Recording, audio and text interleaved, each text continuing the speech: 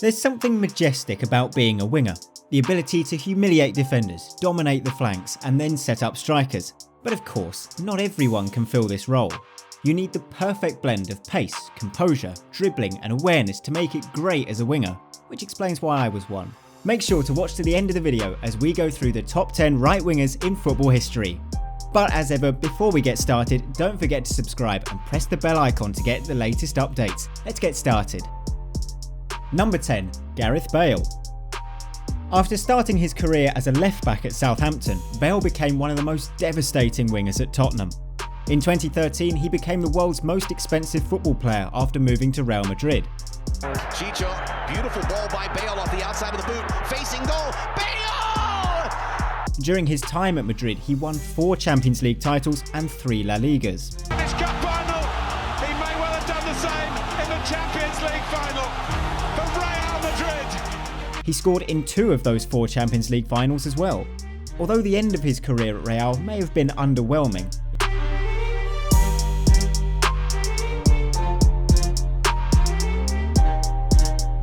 it certainly does not overshadow his exceptional trophy cabinet. Number 9. David Beckham. Today's generation can't get enough of Kevin De Bruyne's ability to cross. And while it's undoubtedly elite, they should know that a rather handsome Englishman, and no, I'm not talking about myself again, from Manchester United used to do it with ease. David Seaman out of jail.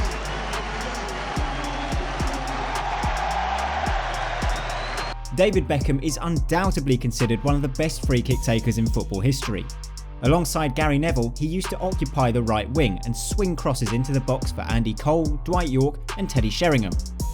Jurgen Macho couldn't stop it, that's for sure. A thunderbolt from David Beckham, his first ever goal against Sunderland, and what a strike. Many believe that he should have won the 1999 Ballon d'Or ahead of Rivaldo.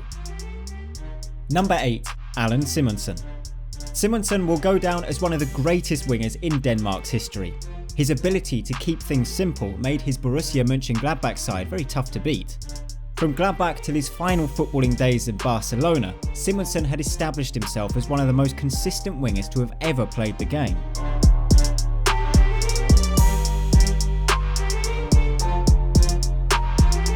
He was well known for his work rate, as he used to showcase his defensive side if his teammate fullback was out of position. For Denmark, he scored 20 goals in 55 caps. Number 7. Jimmy Johnston. If you want to know about the art of dribbling, you really need to look at the career of Jimmy Johnston. He was one of the players who added new dynamics to wingers' gameplay.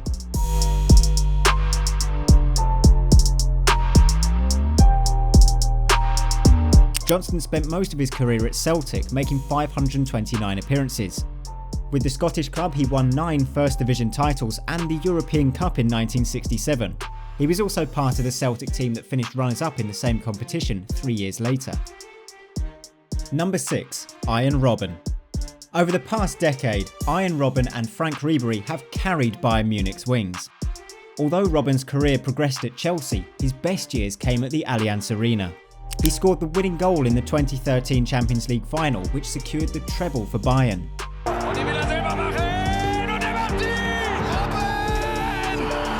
And of course, fans will never forget his volley at Old Trafford in 2010, which knocked Manchester United out of the competition.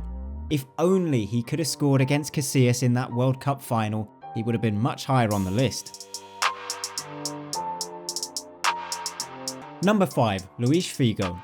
Luís Figo was the national hero in Portugal before Cristiano Ronaldo became the celebrity he is now.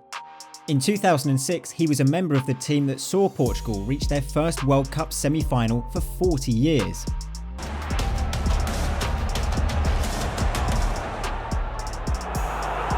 In a rather notable career, Figo won 4 La Liga titles, 2 Copa del Reys, 4 Serie A titles and a Coppa Italia, among others, during his time with Barcelona, Real Madrid and Inter.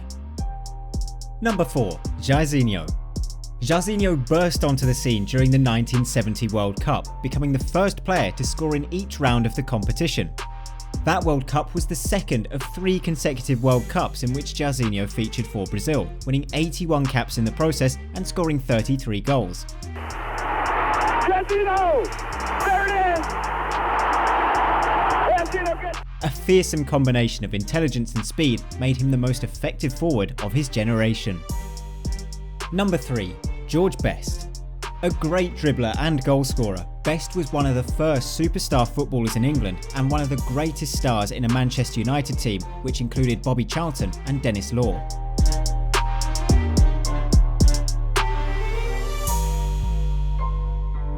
With 181 goals in 474 appearances with United, Best's natural speed and dribbling excellence made him a genius footballer.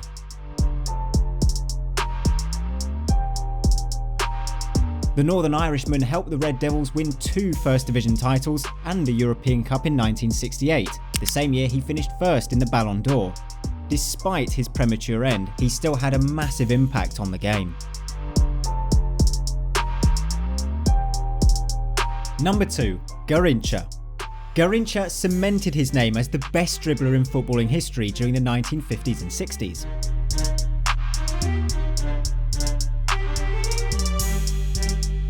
He played a vital role in Brazil's 1958 and 62 World Cup victories.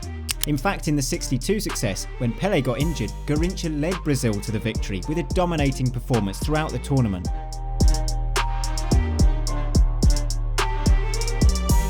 He also became the first player to win the Golden Ball, Golden Boot, and the World Cup in the same tournament.